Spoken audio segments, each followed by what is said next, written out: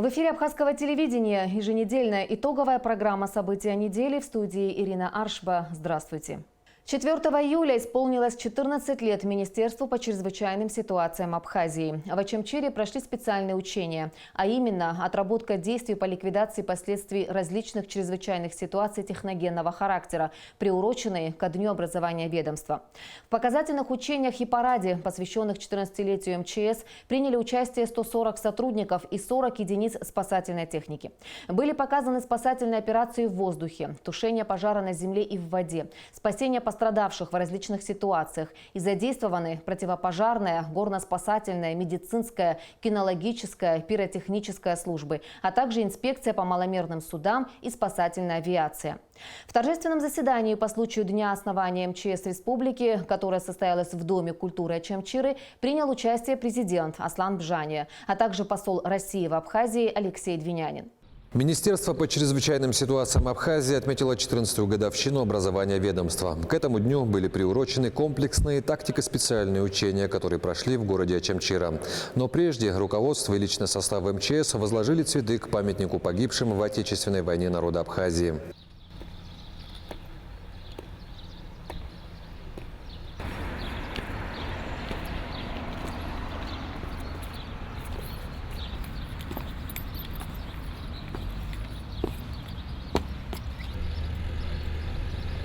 Понаблюдать за учениями прибыли президент Республики Аслан Бжания, чрезвычайный полномочный посол России в Абхазии Алексей Двинянин, депутаты парламента, а также жители города.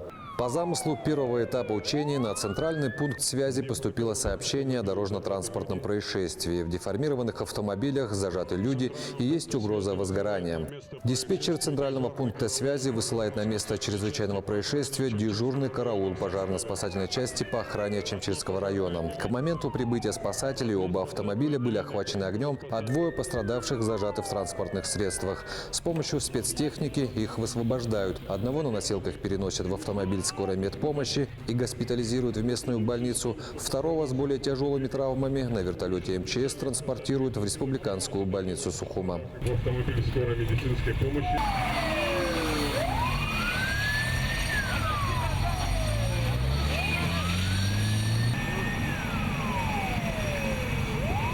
На центральный пункт связи поступило сообщение о необходимости оказания помощи группе российских альпинистов в количестве 10 человек, пострадавших в труднодоступной горной местности Очамчирского района.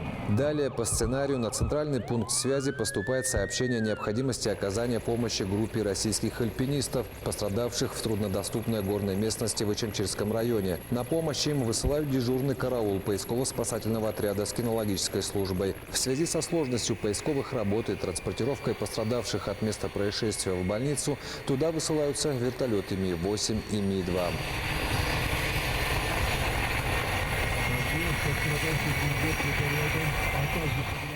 Очередной этап учений стартовал после сообщения об обрушении двухэтажного жилого дома вследствие взрыва бытового газа.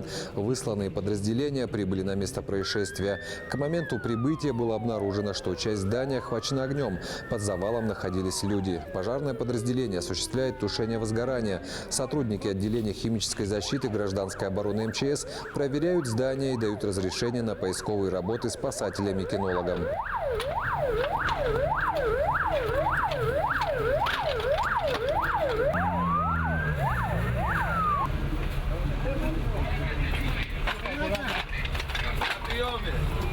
Четвертый этап учений прошел в море. В акватории Очамчиры терпит бедствие прогулочное судно в связи с пожаром в машинном отделении. Пожарно-спасательное отделение морского маневренного и поискового отряда Государственной инспекции по маломерным судам на аварийно-спасательном катере, подплыв к горящему и тонущему судну, приступает к тушению пожара. Параллельно с тушением судна водолазы провели операцию по спасению выпавших за борт пассажиров.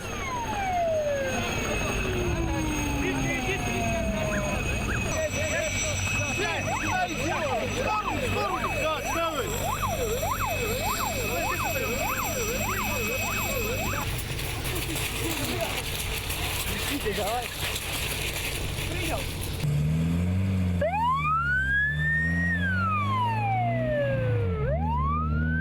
Следом поступило сообщение о том, что в прибрежной зоне города Ачамчира горит резервуар с легковоспламеняющейся жидкостью. Диспетчер высылает на место происшествия дежурный караул пожарно-спасательной части города. Тушение горячего резервуара осуществляется с помощью воздушной механической пены, которая подается с автоцистерны.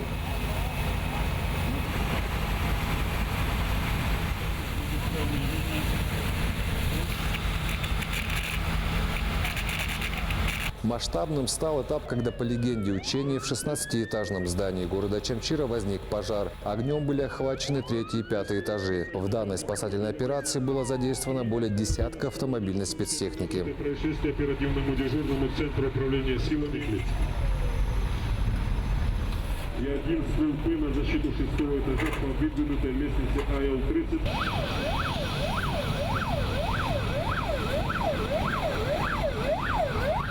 Района совместно с отделением пожарно-спасательного отряда по охране города осуществляют боевое развертывание по лестничной клетке, раздавая один столбы на защиту 4-го этажа с восточной стороны.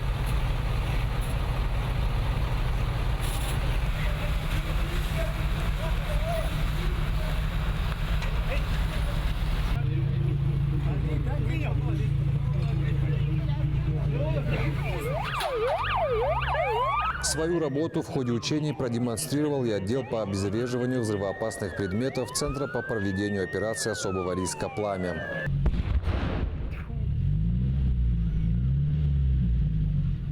По завершении учений состоялся торжественный проход личного состава и спецтехники МЧС Абхазии.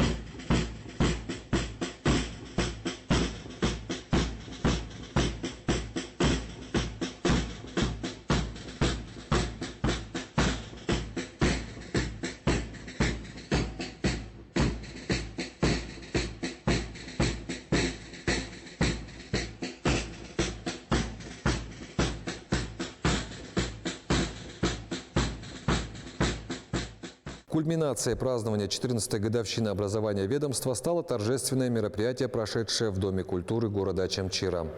Товарищ Верховный Главнокомандующий, уважаемые гости, коллеги, искренне приветствую вас и благодарю за изысканную возможность разделить с нами наше скромное торжество. 14 лет назад было образовано Министерство по чрезвычайным ситуациям Республики Абхазия. Это были непростые годы становления, развития спасательного ведомства страны. Со временем появилась талантливая молодежь, получившая достойное образование в профильных вузах МЧС Российской Федерации. Подводя общие итоги деятельности Министерства за прошедшие годы, хочу отметить, что личный состав МЧС Абхазии в целом справилась с поставленными задачами. От имени главы государства поздравления личного состава спасательного ведомства зачитал руководитель администрации президента Алхаз Квициния. Уважаемый Лев Константинович, поздравляю вас и весь личный состав по случаю 14-й годовщины со дня образования Министерства по чрезвычайным ситуациям Республики Абхазия. Ваши сотрудники первыми приходят на помощь в критических ситуациях, борются за жизни людей, оказавшихся в беде, противостоят стихийным бедствиям и их последствиям. За добросовестное и эффективное выполнение профессионального долга МЧС заслужила высокое уважение. Глубоко убежден, что личный состав министерства и в дальнейшем будет динамично развиваться, внедрять современную технику, улучшать систему предотвращения и оперативного реагирования на чрезвычайные ситуации. Со своей стороны могу заверить, что руководство страны будет прилагать все усилия для оказания необходимой поддержки. Пользуясь случаем, хочу пожелать вам и вашим коллегам крепкого здоровья, благополучия и успехов в нелегкой службе. Президент Аслан Бжаня. К поздравлениям присоединился и чрезвычайный полномочный посол России в Абхазии Алексей Двинянин. Дорогие гости и прежде всего сотрудники Министерства по чрезвычайным ситуациям Абхазии, я искренне от Российской Федерации, от себя лично хочу поздравить вас с 14-летней годовщиной со дня основания вашего ведомства и поблагодарить за самоотверженный труд на благо как граждан Республики Абхазия, так и посещающих вашу гостеприимную страну души, туристов и гостей со всего мира. В ходе торжественного мероприятия ряду сотрудников ведомства были присвоены воинские звания, вручены ведомственные медали и грамоты.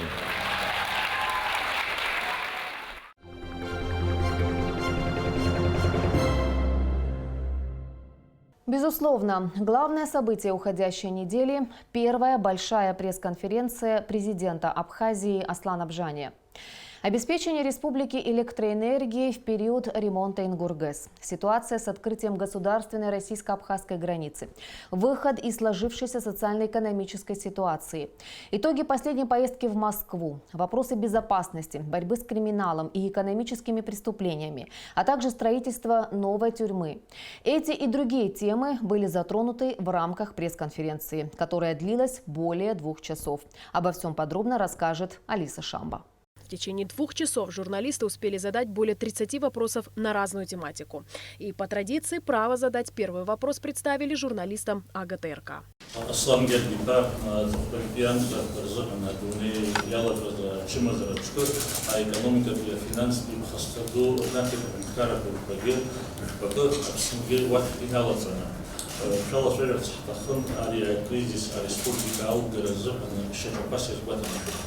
Хюнткара Хадара, Иридеркулет Шачапа, Анагузаре Шупахеубранза, Абхарако Оп, Аштабич Кауп, Зиграб Хазахео Франзу, Брегана Хала Харамазанко Хазгас, Фарисов Хазубриоп, Ахаха Харкус, Ариз Дилам Каваз Гидахазам, Аха Нарко, Атаглаз Аша Юнс Айшапрахагахо, Уидр Усупаха, Харахетях Таглаз Аша Шукуала, Убус. Аус хазнеро итиге сам хандезха. Избанагзар ари даре проблема ду, ари проблема аяйра марезам, азки гуянам гайт убре проблема дзбобха. И школа сарферцисто хубрёб, а игосигва урстпела хунткараджа, нхац Кавказе о республика Курчата глазашу брегана хала даре водою. Уй харе хамбазац, а уимбо Ахушаратара ицу одаю яшо ахушаратара сарахара мадзамку абриус сдырвает аваас срацовет убрт республика ко рехабасуги срацовехет убри анти аурс хоневш не стоит проблему недооценивать. Ой хочек харпсышит и вдырвает азарак харгылет рехастуам занентро амзо фёхурзмайнентро Урустула тагла заша ехар Краснодарский край ехар ахаачу абсычра ахцарц асасайр такозмо эчканы абсчую тридерклар тагла заша змо убртки рахахет убртки ирдырвет асас сордерклар тагла заша рчаза арцаларц аброн хазишто убри арцаларц убыс хасабин хо ахазуги гуялым сад дешакала дазымняят атагла заша Краснодарский край эпидемия ядхало и цахар аха хардзом. Избанагузар ари ирехау зароб агубзера ахчера. Журналисты не обошли тему взаимоотношений президента с правительством страны. Отвечая на него, Аслан Бжани подчеркнул, что вполне удовлетворен работой правительства и его отношения с премьер-министром складываются должным образом.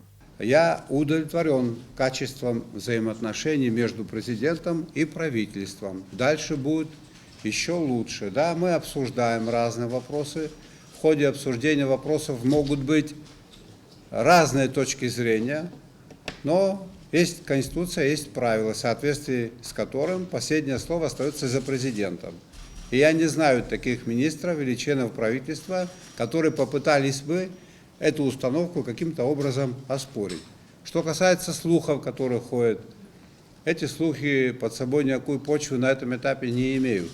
Идет рабочий процесс, он очень сложный. Определенное количество руководителей мы поменяли, где-то идут проверки. Обычный рабочий процесс. Сейчас не то время, когда нужно выступать и что-то комментировать. Сейчас идет процесс вхождения в проблематику. Везде есть свои проблемы, и руководители в них пытаются разобраться. На пресс-конференции Аслан Бжани рассказал о перспективах запуска Сухумского аэропорта. Глава государства подчеркнул, что с учетом сложившегося кризиса прогнозируется спад объема перевозок. По словам президента, проект Сухумского аэропорта для инвесторов теряет свою актуальность ввиду его затратности. Однако Бжани пообещал, что государство будет изыскивать возможности для реализации проекта по восстановлению аэропорта. Журналисты также спросили о планируемой остановке работы Ингургэс в будущем году. Президент заверил, что Абхазия без света не останется. Могу сказать вам, забегая вперед, мы без электроэнергии не останемся.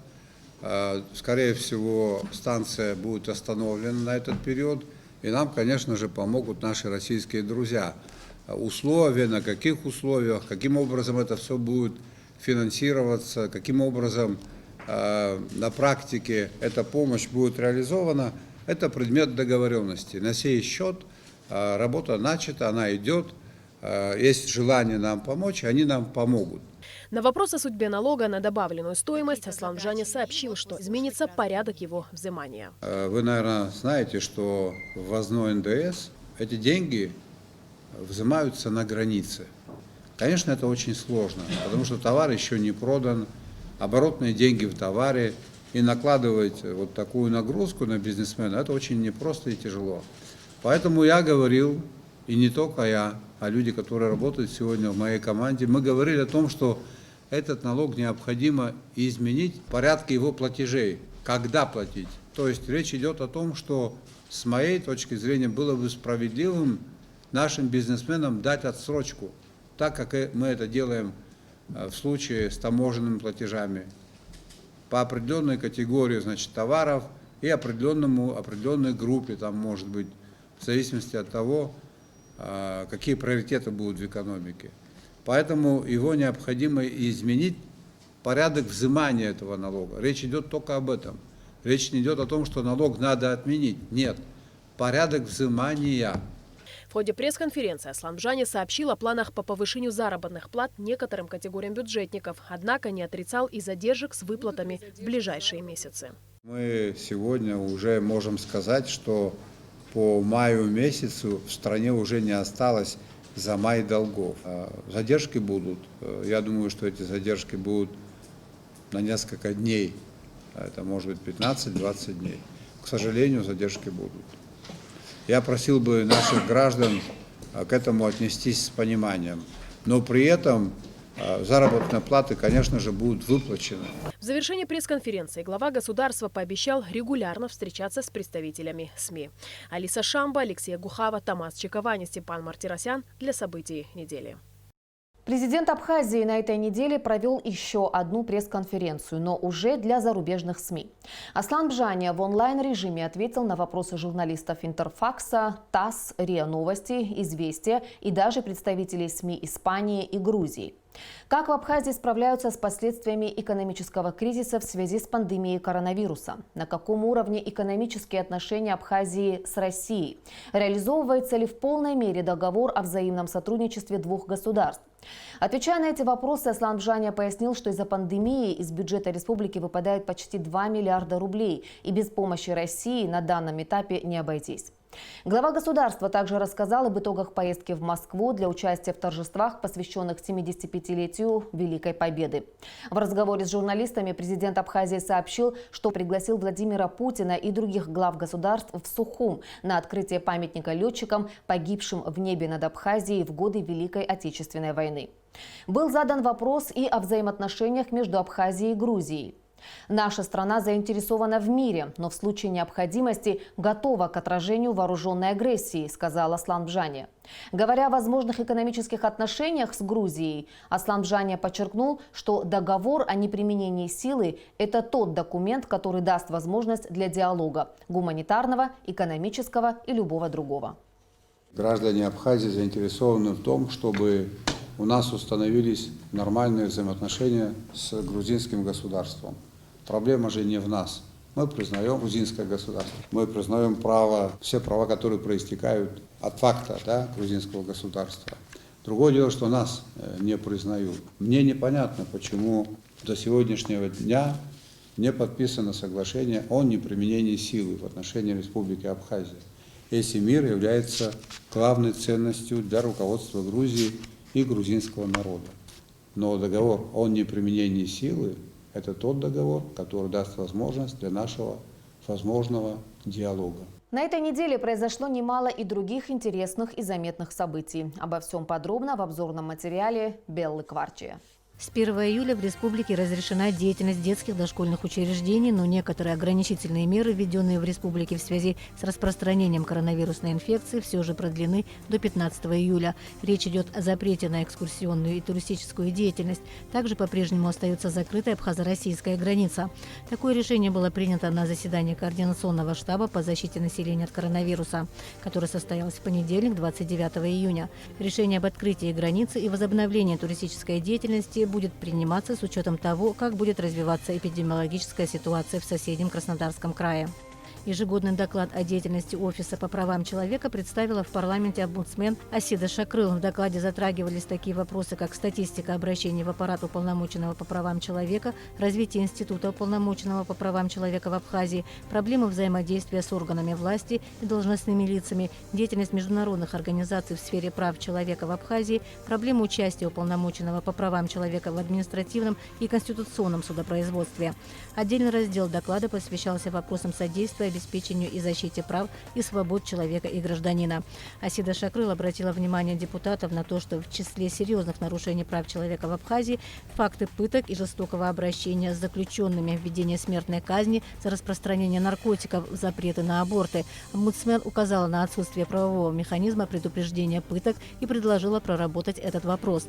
Кроме того, в докладе омбудсмена речь шла о гендерно-мотивированных убийствах, неправомерном применении огнестрельного оружия сотрудниками правоохранительных органов, фактах насилия по отношению к детям. Особое внимание было уделено проблемам обеспечения социальных гарантий граждан. По мнению Асиды Шакрыл, действующий закон об уполномоченном по правам человека требует доработки, внесения изменений. Омбудсмен выразила готовность к взаимодействию с депутатами парламента по этому вопросу.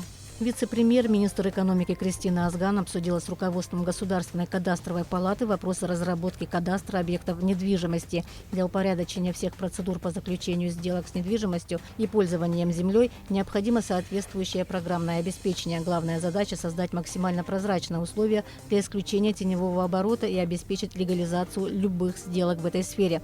Как сообщил директор Государственной кадастровой палаты Давид Ирадян, фактически работы находятся на завершающем этапе. Осталось разработать автоматизированную информационную систему кадастра и недвижимости и наполнить ее. Реализация данного этапа, по его словам, должна была пройти еще в 2017 году. Задержка связана с тем, что российская сторона не согласовала техническое задание. Кристина Азган поручила Государственной кадастровой палате в течение недели подготовить проект договора, актуализировать сроки в привязке к средствам, предусмотренным в инвестпрограмме содействия социально-экономическому развитию Абхазии на 2020-2022 годы, а также определить объем финансирования, который может быть освоен в этом году. Военная операция, предопределившая исход Отечественной войны народа Абхазии. Именно так называют высадку Тамышского морского десанта в июле 1993 года. С тех пор прошло 27 лет. В этот день в селе Тамыш у мемориала погибшим в Отечественной войне народа Абхазии собираются участники героического десанта, чтобы почтить память своих друзей. 2 июля к памятнику погибшим воинам Тамышской операции также возложили цветы президент Аслан Бжани, спикер парламента Валерий Кварчия, ветераны, военнослужащие, молодежь и общественность. Голосование по поправкам Конституции России признано состоявшимися. Итоги волеизъявления россиян опубликованы 3 июля. В Абхазии также подвели итоги голосования по поправкам в Конституцию России. Всего в республике проголосовали почти 3000 избирателей. За поправки отдали свой голос 2722 человека против 171. 61 бюллетень признан недействительным. Дисциплина, качество и новые идеи. В свой первый рабочий день новый руководитель АГТРК озвучила приоритеты дальнейшей работы. В четверг коллективу Абхазской государственной телерадиокомпании вице-президент Бадра Гунба представил нового генерального директора Ирину Агарба. Ирина Агарба – доцент кафедры истории России историко-юридического факультета АГУ с 1994 по 2001 годы. Была деканом данного факультета. Возглавляла Сухумскую городскую организацию общественно-политического движения «Айтайра». Была депутатом вице-спикером Народного собрания парламента Республики Абхазия. Более 10 лет была телеведущей АГТРК.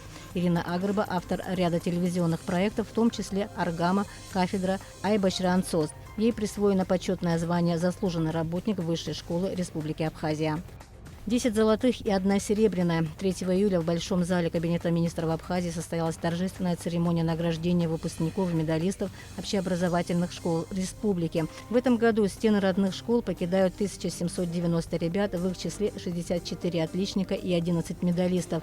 Медалями за успех и трудолюбие удостаиваются лучшие учащиеся. В этом году ими стали Рафида Ануа, Кристина Чамба, Лев Абгадж, Глеб Аджба, Илана Агарба, Леон Шамба, Дамей Хагба, Рада Сагария, Камила Абиджба.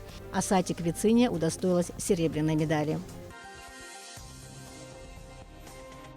В Центральном выставочном зале столицы в преддверии Дня города открылась выставка «Сухум. Праздник, который всегда с тобой». Экспозиция, организованная Союзом художников Абхазии, объединила абхазских живописцев XX века и современных авторов. На выставке представлено 49 работ, связанных с древней историей и культурой города. Экспозиция объединяет работы художников разных эпох и дает возможность полюбоваться улочками старого города и прогуляться по современным местам столицы. Ярким украшением выставки стали работы Александра Семенцова, творчество которого было тесно связано с Абхазией. Часть работ известного сухумского художника погибла во время войны. Оставшиеся картины бережно хранит его дочь Елена. Выставка продлится до 28 июля.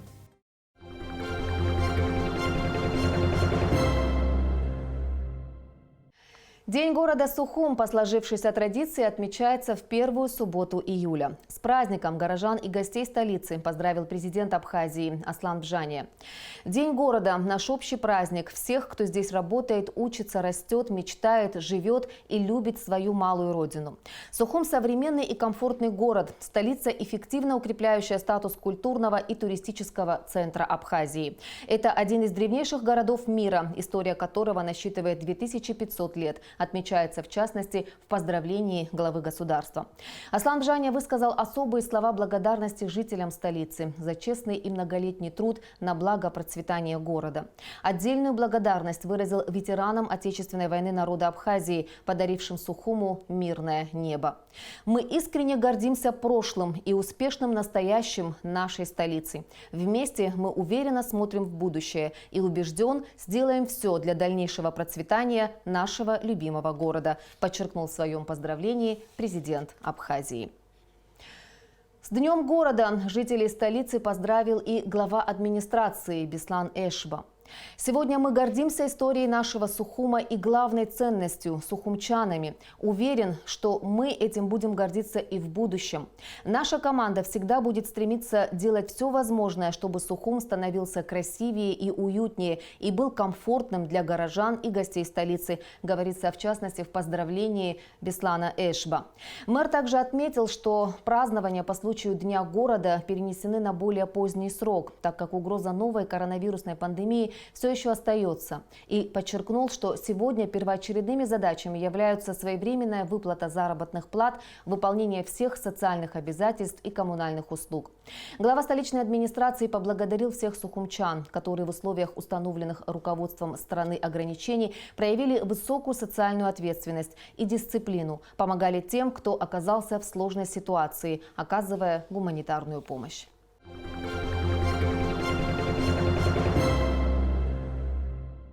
Сухумскому физико-техническому институту исполнилось 70 лет. Созданный в период зарождения советской атомной науки и техники, СФТИ был передовым научным учреждением СССР. В его стенах выполнено более 250 крупных исследований, 15 из которых удостоены государственных и именных премий. В СФТИ оформлено около 7000 научных трудов, разработано и изготовлено более 1500 уникальных экспериментальных установок, стендов, технологий и изделий различного назначения. Защищено 10 докторских и 105 кандидатских диссертаций, издано 12 монографий. До 1991 года общая численность сотрудников института составляла около 4000 человек. Сейчас институт переживает нелегкие времена. Однако ученые продолжают исследования. Более того, коллектив постоянно пополняется молодыми специалистами. Смотрите репортаж Амелии Бисмарк. Сухумский физико-технический институт – один из 5 подобных научных объектов, расположенных на территории постсоветского пространства. Однако оборудование, которое установлено в стенах его лабораторий, можно считать уникальным. Например, комплекс предельной мощности «Плазменный фокус» в мире имеет только 3 аналога. Один из них находится в Варшаве, другой в Техасе, а третий в Москве. Циновская площадка – это ранее, во времена Советского Союза, было несколько отделов, где занимались плазменными исследованиями под углом зрения управляемого термоядерного синтеза. Сначала сделали атомный реактор, потом сделали атомную бомбу, а потом получилось наоборот. Сделали водородную бомбу и попытались, долгое время пытались и пытаются сделать взрыв водородной бомбы медленным, чтобы использовать эту энергию в мирных целях. К сожалению, это одна из тех проблем, которые не удалось решить на протяжении 3 поколений.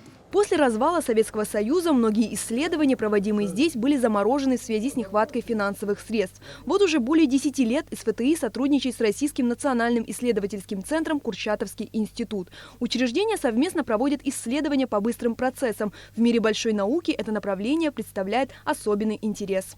Накапливается какая-то энергия достаточно большая и сбрасывается вот в эту камеру, вот где специальным образом устроено, так что получается плазменный сгусток размером со спичку примерно, так, но который обладает всеми свойствами термоядерного взрыва. То есть сотни установок вот такого типа, они используются для просвечивания контейнеров, для исследования содержимого контейнера под углом зрения взрывчатки, там, чего-то еще.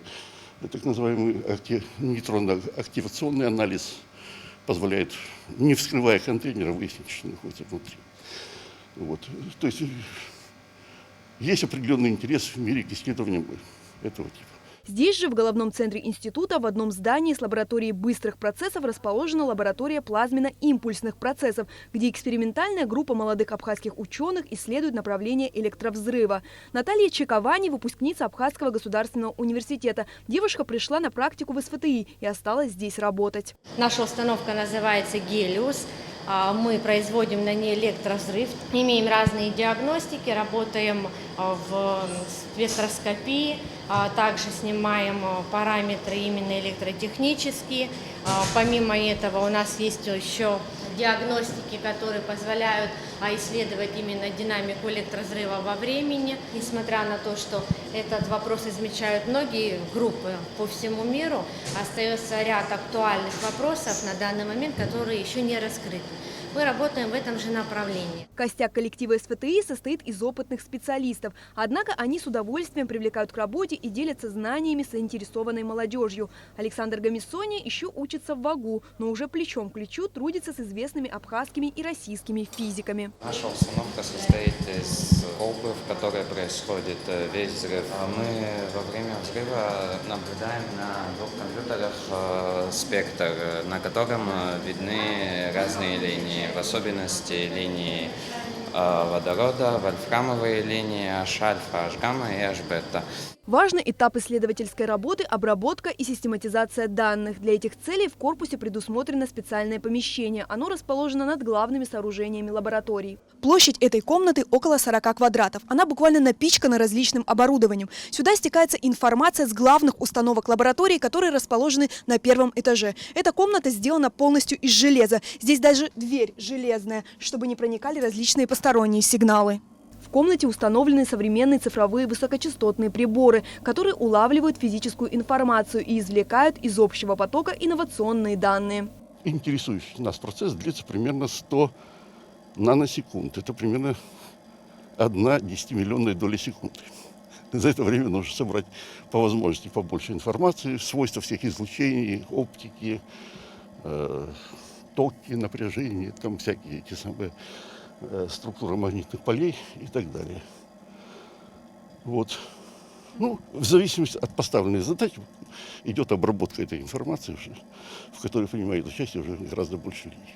Для проведения новых экспериментов часто требуются дополнительные приборы. Их разработкой в СФТИ занимается главный инженер по электронике Геннадий Саритян. Физики, в общем-то, сами не знают завтра, что понадобится им. Может, какой-то сигнал появится, который надо исследовать. Вот я обеспечиваю это. С 8 класса я радиолюбитель, и так и поехала. И высшее образование по этой специальности получил, и работаю тем, что нравится. Свой 70-летний юбилей Сухумский физико-технический институт встречает с багажом достижений в научной области. В его стенах проводились уникальные исследования и творилась наука большой страны. Несмотря на все сложности, учреждение продолжает жить и сегодня, так как результаты деятельности его сотрудников успешно применяются на практике. А блеск в глазах, с которым говорят о своей работе молодые последователи института, свидетельствует о том, что у СФТИ есть будущее. Амелия Бисмарк, Степан Мартиросян, Эльдар Дамиров для событий недели. Итак, Сухумскому физико-техническому институту 70. Чем сегодня живет институт? Какие разработки ведут ученые? Насколько имеющаяся материально-техническая база позволяет заниматься исследованиями? А новое поколение научных кадров продолжает традиции СФТИ? Об этом мы побеседовали с гостем нашей программы, директором физико-технического института Анатолием Марколья. Анатолий Иванович, вот мы находимся на территории Сухумского физико-технического института в прекрасном парке, где очень много зелени, поют птицы. Конечно, не может не удручать то, что парк находится в таком запустении, да и сам институт тоже, он выглядит не настолько респектабельно. И, наверное, если проводить аналогию с тем, что здесь было в советское время и сейчас, то не в пользу сегодняшнего дня будут выводы. Расскажите, чем сегодня живет институт? Какие вы ставите перед собой задачи? Ну, по поводу замечаний, что мы сидим в таком прекрасном месте, оно было такое же еще в 1945 году, когда вот в здании, которое вот позади нас, размещался санаторий ЦИК СССР. ЦИК СССР – это правительство, нынешний Совет Министров, да? Собственно говоря, даже, может, это одна из причин того, что в 1945 году, значит, высшее руководство СССР приняло решение, значит, разместить здесь один из главнейших институтов, который был призван решать задачи. Ну, тогда основная задача стояла создание ядерного оружия для защиты СССР. Июль 50-го года, это, собственно, дата, когда уже институт как бы сформировался для того, чтобы был создан, ему был придан статус уже института ведущего. Но за 5 лет до этого, в июле же 1945 года, просто были созданы 2 очень секретные лаборатории в Синопе во главе с Манфредом Ардене, а в Агудзере во главе с Густавом Герцем, тоже немец, Нобелевский лауреат. Вот эти 2 лаборатории поработали 5 лет, и, собственно, в 50-м году их объединили, назвали это институт НИИ-5, а уже потом попозже появилось имя Сухумский физико-технический институт. Если проследить с 1945 года по нынешнее время, институт переименовывался, по-моему, 12 раз. Ну так все же, чем живет сегодня институт? Какая работа ведется? Значит, вот могу коротко сказать, что институт был очень большой, значит, около 5000 сотрудников. И располагался в Синопе это на 20 гектарах, а в Агудзере, по-моему, 60. После войны, когда мы пришли сюда, еще было около 1000 человек. И вот с тех пор, когда Владислав Григорьевич мне поручил вот взяться эту работу, а до этого я работал в институте на Маяке гидровическом, я его попросил, раз он меня переводит сюда, значит, сохранить институт тоже за нами, чтобы как бы держаться вместе. Еще один институт в районе Гагра-Пицунда, в селе Алахадзе, Касатка называется. Вот эти вот Агудзера, Синоп, Маяк и Гагра, вот все эти 4 полноценных института пришлось нашему коллективу брать под свое крыло. Вот мы уже 25 лет работаем без бюджетного финансирования. То есть Ваши сотрудники не получают заработную плату? Заработную плату зарабатывают, а бюджетные средства не получали. Сначала было трудно, не было денег, потом правительство как-то привыкло, что мы сами справляемся, а теперь оно окончательно утвердилось в том, что так и надо. Нам, значит, сами справляемся, сами зарабатываем и так далее. А по каким направлениям сейчас вы ведете работу? С кем сотрудничаете? Значит, фактически до войны было несколько сотен направлений работ. После войны остались десятки направлений, а сейчас как бы вот несколько осталось. Да? Значит, это не только связано с тем, что мы понизили как бы свой уровень или там людей стало мало. Логика развития физики вообще в мире, она такова, что чтобы углубляться в знания дальше, да, физические, нужно строить мегаустановки. То есть традиционно такая лаборатория, там что-то исследует, это уже недостаточно. Надо строить как типа там адронный коллайдер, там все. Ну, строить, который стоит миллиарды долларов, да. Вот. То есть вся физика во всем мире пошла туда. Ну, так как наших ресурсов мало, мы нашли свою нишу, несколько направлений, одно из которых в России сейчас почти утеряно, а школа такая у нас сохранилась. Это способ преобразования тепловой энергии в электрическую напрямую. Ну, еще и назвать безмашинную, то есть там нет ничего движущегося, там еще там каких-то там приспособлений, а просто вот есть тепловой источник, какое-то твердое тело, да, с определенной структурой, скажем, ну, какой-то сплав, да, металла. А где используется эта технология?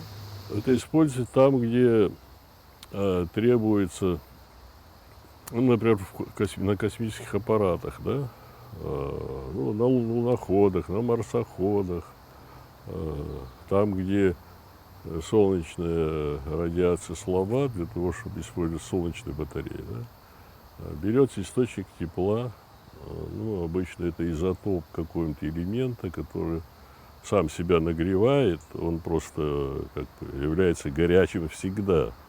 Ну, на определенный промежуток времени, там 10 лет, 20, до 100 лет, есть такие изотопы. И тогда это источник тепла вместе с преобразователем выдает на выходе электроэнергию. Как правило, это небольшие мощности, но зато они бесшумные, надежные, работают долго.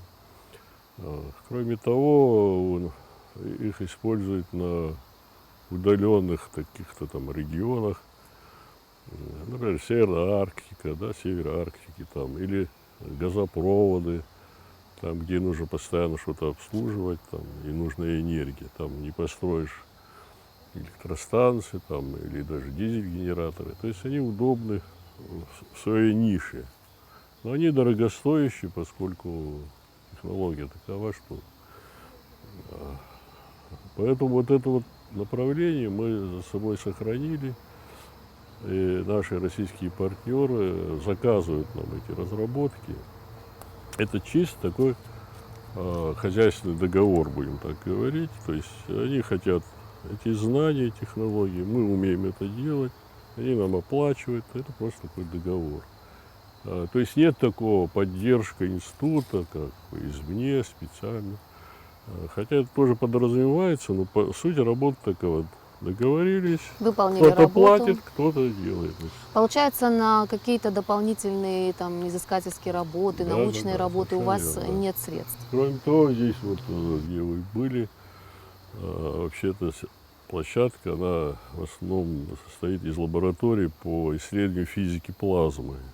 Ну, большинство из них законсервировано, а вот несколько лабораторий, которые работают в определенных нишах физической науки, где еще есть вещи, которые можно исследовать.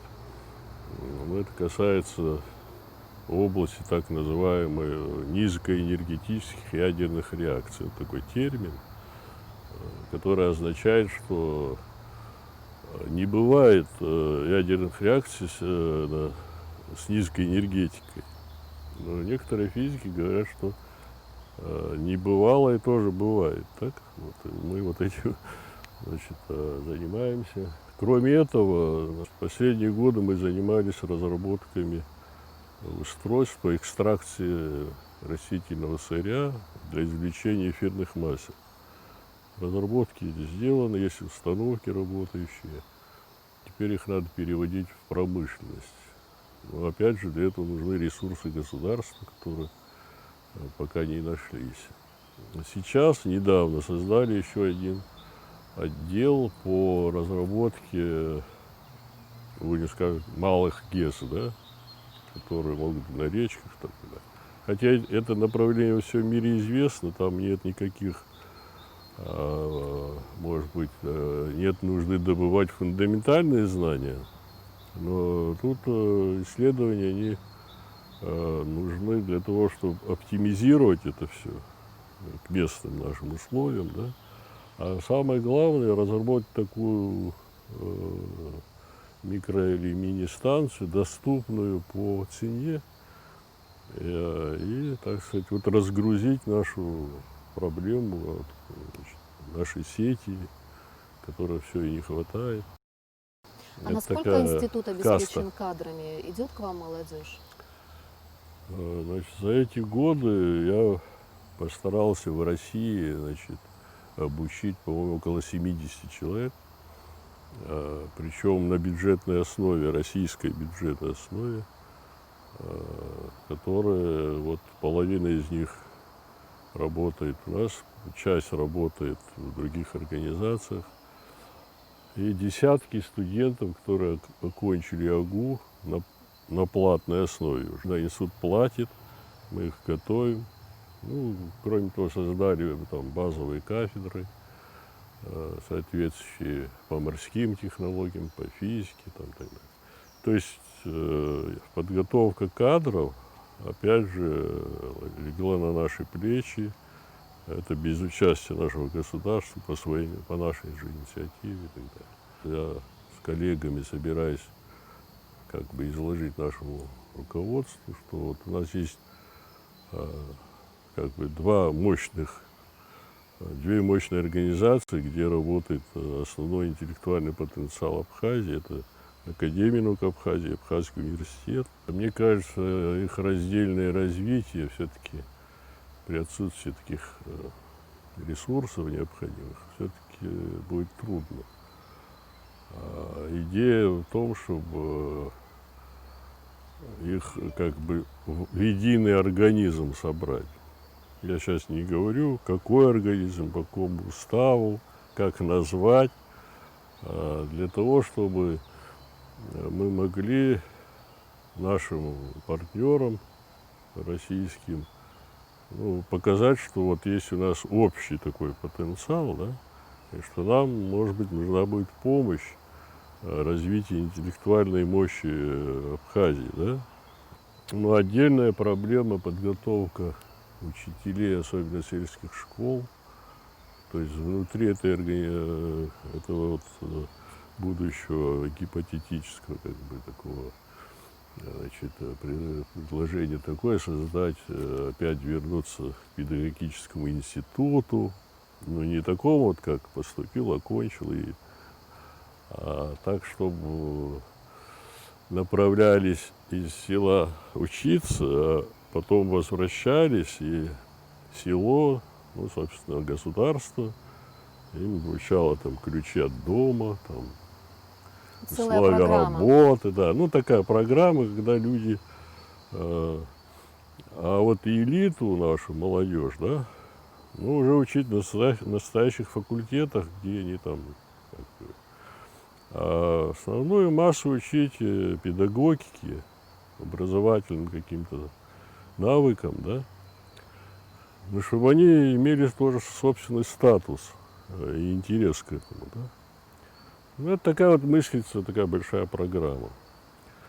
Вот. Но пока вы можете это назвать фантазией моей личной, но если все будут прислушиваться и Но здесь меня будут поправят, затронуты уже много сфер, тут и сфера образования, ну, есть какой-то и опыт сельское работы. хозяйство, и наука. Да, мы же работали уже сколько лет, чего-то добились, что-то сохранили, что-то сделали. Я думаю, что если прислушаться, мы могли бы какую-то вещь такую создать. А какую вы видите перспективу именно для СФТИ? Вот здесь, каким бы вы его здесь можете представить там, через такие, 10 значит, лет, 20 лет? Если будет осуществляться вот эта новая идея, да, тогда СФТИ она найдет свою нишу в Абхазии. А сегодня этого нет. То есть наш институт – это такая организация, которая работает на интересы Российской Федерации. Вот. А повернуть сюда как бы в сторону, да, вот требуются какие-то реформы. То есть если вот такое направление пойдет, тогда институт тоже займет свою нишу. Если нет, мы как вот будем, значит, существовать как налогоплательщики, что немаловажно, да. Со стороны государства мы выглядим как хороший налогоплательщик, создатель рабочих мест и так далее. Все. А внутренние проблемы наши, они как бы за нами остаются. Но сам научный процесс, он идет, он, так сказать, никуда не делся. Молодые люди приходят, работают. Наверное, вы там видели в лабораториях, там немало тоже.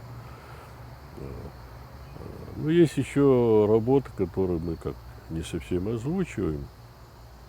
Можно сказать, пока ждем, когда будут хорошие результаты. Там, но это все очень трудно без поддержки правительства. Но правительство тоже надо уметь докладывать, правильно, вовремя и так далее рассказать, что мы собираемся сейчас делать. Сейчас рано, пока, во-первых, правительство не полностью сформировано. Но в целом институт в России очень ценят. И в мире, вот знают нас, у нас публикации в ведущих журналах, в том числе зарубежных. Поэтому нет этой местечковости, как бы, вот какой-то институт, который как-то остался и так далее.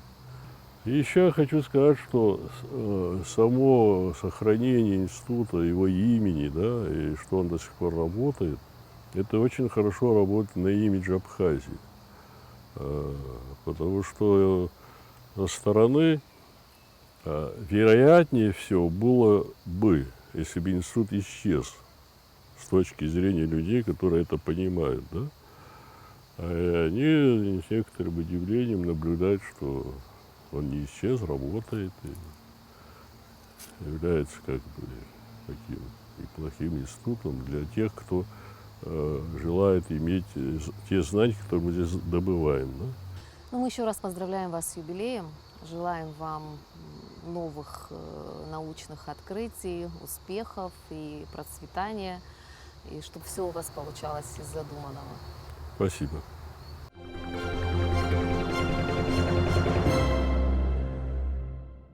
Такими были события уходящей недели. Какими они будут, мы обязательно расскажем в следующей программе. Всего доброго!